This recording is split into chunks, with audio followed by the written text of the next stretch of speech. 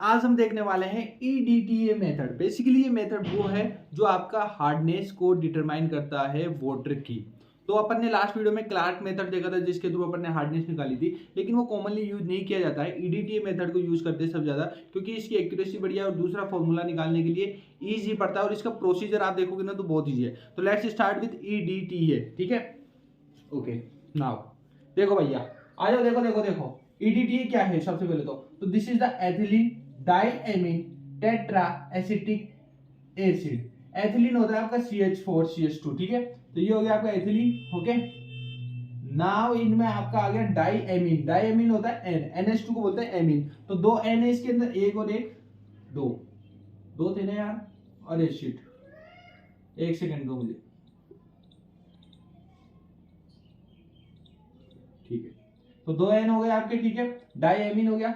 अब ट्राई होता है, वैसे होता है टेट्रा, यानी चार। चार क्या है? एसिटिक एसिड, जो है आपका CH2COOH, CH2COOH, CH2COOH, CH2COOH, that is your tetra acetic acid. Diamine हो गया आपका 2N के लिए, और एथिलीन हो गया आपका CH2 के लिए। ठीक है, नाउ EDTA किस तरह से काम करता है देखो। EDTA act as a tetra या हेक्साडिनेंट लिगेंड्स। लिगेंड्स क्या होते हैं? जैसे कि आप सपोज करो आपके पास एक आयन है, मेटल है, जिसके पास बहुत सारे इलेक्ट्रॉन्स है। ठीक है, अब एक दूसरा एटम है जो वो इलेक्ट्रॉन लेना चाहता है, तो जो इलेक्ट्रॉन ले रहा है वो एक तरह से लीजेंड होता है। तो देखो, जो आपका EDTA है वो एक लीजेंड की तरह काम करता है।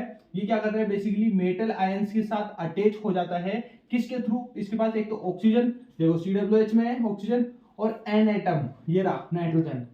इन एटम्स के थ्रू वो क्या करता है कि कैल्शियम या मैग्नीशियम के जो मेटल आयंस होते हैं, जो किस में पाए जाते हैं? हार्ड वाटर के अंदर। जब हार्ड वाटर की EDTA के साथ रिएक्शन की जाएगी तो वहां पे डेफिनेटली Ca+2 या Mg+2 मेटल आयन उसको मिलेंगे, और वो किससे कांटेक्ट में आएंगे? वो आएंगे ऑक्सीजन या नाइट्रोजन एटम्स जो आपके EDTA के अंदर है, to give a very stable soluble and colourless complex structure. आपको पता है जब अपने बॉन्ड कवर अप करने के लिए ये सब चीजें होती है न्यूक्लियर के अंदर अपन देखें तो वो इससे मोर स्टेबल स्ट्रक्चर बन के निकलता है। दैट्स वाई वो उससे रिएक्शन कर देता है। फॉर एग्जांपल अगर मैं आपको यहाँ पे दिखाऊं तो देखो, ये आपका sodium salt of the EDTA का डाइसोडियम सोल्ट है, कुछ भी नहीं करा है। जैसे COOH था तो दो पार्ट में Na आ गया, इधर भी Na आ गया, दो है तो डाई हो गया। ठीक है, तो this is our structure of EDTA disodium salt.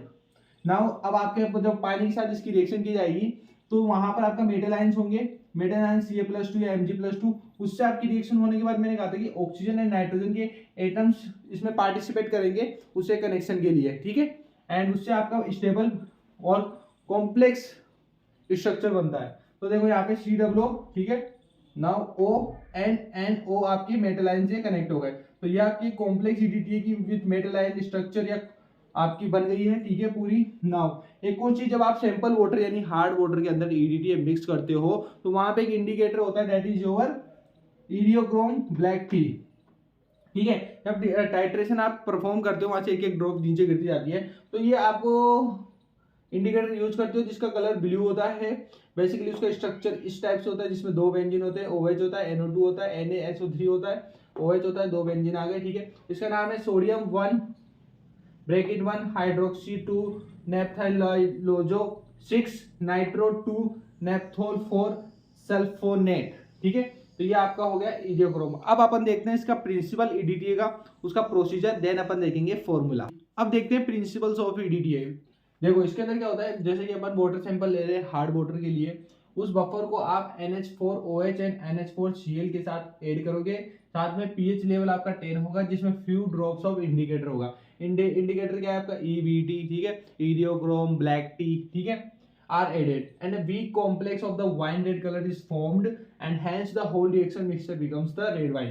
ठीक है, तो ना हो देखो वाइन रेड कलर हो गया, तो आपकी जो मेटल आयन से इसकी रिएक्शन हो गई EBT इंडिकेटर के साथ, जिसका ऑलरेडी कलर क्या है? ब्लू। अब इसमें pH 10 ये रिएक्शन अपन यूज कर रहे हैं बफर के अंदर, तो अपन गेट करते हैं कि इसके साथ इसकी रिएक्शन होती है तो M- EBTA बनता है, जिसका कलर क्या हो जाता है? वाइन रेड हो जाता है। But this is a unstable है, तो कोई भी चीज केमिस्ट्री में अनस्टेबल रहती नहीं, उसको स्टेबल होना पड़ता है। तो now at a pH 10 EBT indicator form wine red colour and unstable complex with the CH and metal ions in a hard water. ठीक है, नाउ अपन को कुछ ऐसा करना पड़ेगा कि ये स्टेबल हो जाए। So what we will do, complex is broken by the EDTA solution during the titration अपन परफॉर्म करेंगे अब, जिसके अंदर आपका इंडिकेटर अपन यूज करेंगे बेसिकली, और वो क्या करेगा ईडीटी के साथ रिएक्शन करेगा। तो आपका जो ये बना है वाइन रेड कलर, ये रहा, देख पा रहे हो, इसकी रिएक्शन हो रही है ईडीटीए के साथ में, एंड ये अपन को क्या बना रहा है M-ईडीटीए, जो अपन ने अभी पहले देखा था जो कॉम्प्लेक्स बना था एंड मेटल आयंस की ईडीटीए के साथ रिएक्शन,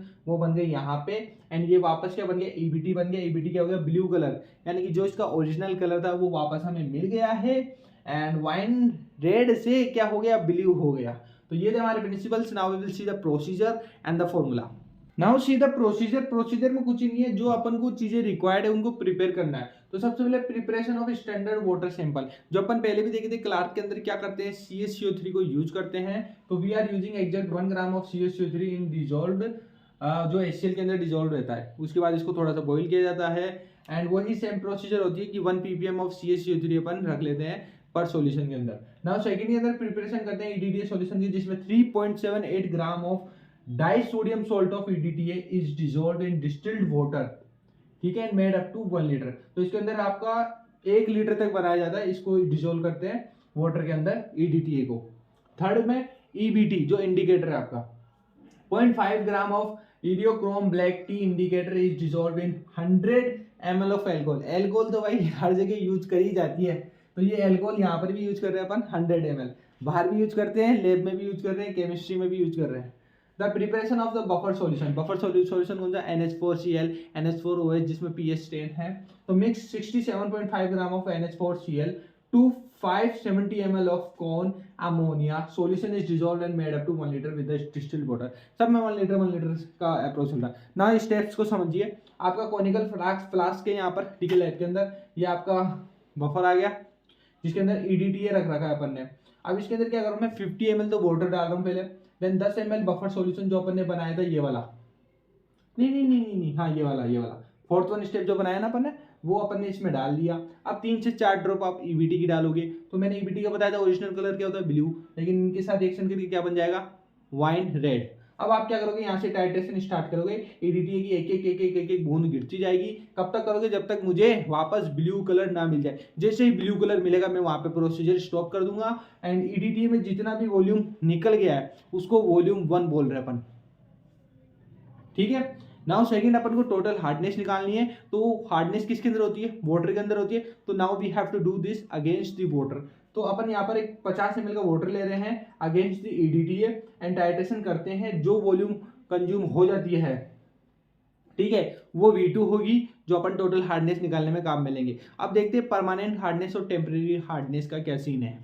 नाउ अब देखिए यहाँ पर अपन देखने वाले हैं परमानेंट हार्डनेस। परमानेंट हार्डनेस में भी वही थर्ड स्टेप है ये। इसके अंदर 250 ml ऑफ सैंपल वाटर लिया, उसको अपन को बॉईल करना है। बॉईल हो गया, और कब तक करना है, जब तक वो 50 ml तक ना आ जाए, 250 से 50 आ जाए, यानी 200 ml तक उसको बॉईल करो, वो इवेपोरेट हो जाएगी, वाष्प बन के उड़ जाएगी। नाउ एनी बाइकार्बोनेट जो CaCO3 प्रेजेंट है would be decompose to the insoluble CaCO3। यानी कि अब बॉईल करने से क्या होगा, जो भी बाइकार्बोनेट है वो वहां पे डिकम्पोज हो जाएंगे सिंपली। इससे क्या होगा, अपन उनको फिल्टर कर लेंगे क्योंकि वो अलग हो जाएंगे, एंड उसको अपन एक फ्लास्क में डाल देंगे। एंड अब अपन क्या करेंगे, अब टाइट्रेट करेंगे, ठीक है। तो टाइट्रेशन परफॉर्म होगा बॉइल्ड वाटर 50 ml का, जैसे कि पहले में करा था वही प्रोसीजर चलेगा। ये गिरेंगे और जब तक ब्लू ना हो जाए, ठीक है। तो V3 में यहाँ से अपन को परमानेंट हार्डनेस निकल जाएगी। परमानेंट हार्डनेस क्या होती है, देखो चीज़ों को बॉईल कर दिया तो टेम्परेरी हार्डनेस तो निकल गई, लेकिन कुछ पार्टिकल्स है जो नीचे बैठ जाएंगे, ठीक है, जो फिर भी नहीं हटेंगे बॉईल करने के बाद भी, तो उनको अपन को दूसरे तरीके से काउंट करना पड़ेगा। तो उसके लिए अपन को V3 लगेगी ml ऑफ EDTA, ठीक है। कैलकुलेशन देखो फटाफट से। फर्स्ट स्टेप के अंदर सिंपली अपन EDTA निकाल रहे थे, ठीक है। तो देखो 50 ml of hard water is equal to V1। पहले स्टेप की बात कर रहा हूँ इस वाले की, ठीक है, जिसमें सिंपली अपन ने यहाँ पर EDTA V1 ml कंज्यूम हुआ था अपना। तो V1 ml ऑफ EDTA हो गया। अब देखो 50 ml यानी 1 ml of hard water is equal to 1 mg of CaCO3, क्योंकि अपन ने प्रिपरेशन वाले में देखा था। तो 50 ml of hard water equal हो जाएगा 50 mg ऑफ CaCO3। नाउ अब मेरे को बोलना है कि 1 ml ऑफ EDTA क्या होगा फिर। तो अपना क्या होगा, ये V1 नीचे चल जाएगा, इधर नीचे गया, तो 50/V1 mg of CaCO3 equivalent of hardness. अब अपन क्या निकालेंगे, इसको देखो रफ कर देता हूं मैं, ठीक है, यहीं पे कर लेते हैं, अच्छे से समझ में आ जाएगा। अब मेरे को निकालनी है टोटल हार्डनेस, और टोटल हार्डनेस में अपन ने देखा था V2 कंज्यूम हुआ था, तो ठीक है V2 ml ऑफ EDTA लगा था, तो क्या होगा 1 ml है तो V2 क्या होगा 50 divide by V1 multiply by V2 mg of CaCO3 equivalent hardness. Okay, now ये चीज इसके इक्वल थी, तो अपन V2 की भी इक्वल लिख दे इसको, तो लिख दिया लोगों 50 ml ऑफ सैंपल वाटर, ठीक है, equal to 50 upon V1 into V2। अब 50 है इसके इक्वल, तो 1 ml कितना होगा, ये इसके इक्वल है, ठीक है, तो 1 ml किसके इक्वल होगा, तो ये 50 नीचे चल जाएगा, तो इसको हटा दो यहाँ से, तो 1 ml बन गया divide by 50 mg of CaCO3, ठीक है, 50 से 50 कट गया। अब ये तो ml में अपन लीटर में निकालते हैं, तो 1 लीटर के अकॉर्डिंग निकाल देते हैं, तो 1 लीटर ऑफ सैंपल वाटर या हार्ड वाटर लिख देना, ठीक है, sample hard water equal to V2 upon V1 multiply by 1000 mg of CaCO3। तो फाइनल फॉर्मूला हो गया V2 upon V1 multiply by 1000 mg of CaCO3। यह आ गया आपका हार्डनेस, ठीक है, टोटल हार्डनेस आ गई है टोटल। अब अपन निकालेंगे परमानेंट एंड टेम्पररी। अगर ये फॉर्मूला आप गोल्ड लगा के देखो तो क्लार्क मेथड के कंपेयर में इजी है ये, और इसके थ्रू न्यूमेरिकल करना भी इजी होगा, जो अपन नेक्स्ट वीडियो में देखेंगे न्यूमेरिकल्स। तो आ जाओ वो परमानेंट की तरफ आ जाओ। नाउ परमानेंट कैसे निकलेगा, सिंपली वही जो अब मैंने बताया था 250 ml से 50 ml तक अपन ने बॉईल करके लेके आए थे, तो after boiling 50 ml of hard water किसके इक्वल होगा, क्योंकि उसमें V3 ml EDTA कंज्यूम हुआ तो V3 ml ऑफ EDTA आ गया, तो V3 EDTA is equal to 50 upon V1 multiply by V3। ये समझ में आया होगा आई बिलीव। समझो इसको, जैसे अपन V2 के लिए कर रहे थे, जैसे V1 के लिए कर रहे थे, वही प्रोसीजर है। अब ये V3 ऑफ ml किसके इक्वल है बताओ, 50 ml ऑफ हार्ड वाटर के, तो 1 ml के लिए 50 नीचे चल जाएगा इधर, एंड 1 लीटर के लिए 1000 से मल्टीप्लाई होगा, तो 50 upon V1 multiply by V3, तो अपॉन में क्या आ गया 50 आ गया मिल दो, एंड 1000 से मल्टीप्लाई हो गया mg ऑफ CaCO3। तो 1 लीटर तो mg पर लीटर, तो आपको पता ही होगा ये तो 1 mg per litre equal to 1 ppm होता है, तो इसको मैं लिख दूं permanent hardness equal to V3 upon V1 multiply by 1000 mg per litre of CaCO3, या लिख दो इसको ppm।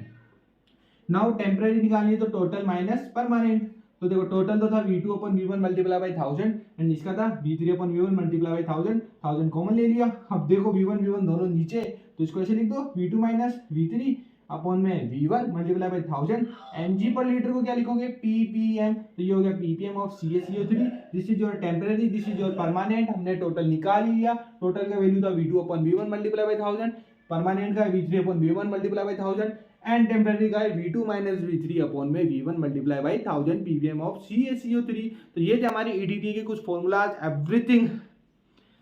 मजा आएगा, लाइक जरूर मार के जाना, नहीं आया प्लीज कमेंट सेक्शन में बताओ क्या डाउट है, आई विल हेल्प यू।